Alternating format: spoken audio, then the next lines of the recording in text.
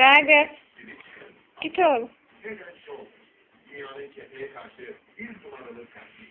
Head & Shoulders saç bezinizi doğal dengesine kavuşturur. Böylece kepeği %100 önlerken kuruluk ve kaşıntıyı da engeller.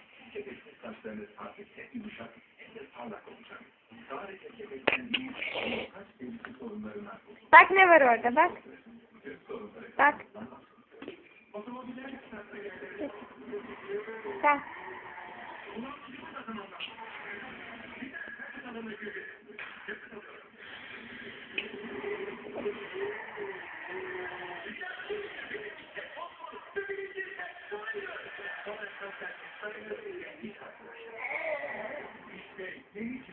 Yani sen acıda.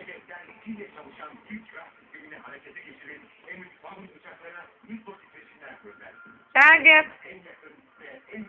Ragıp.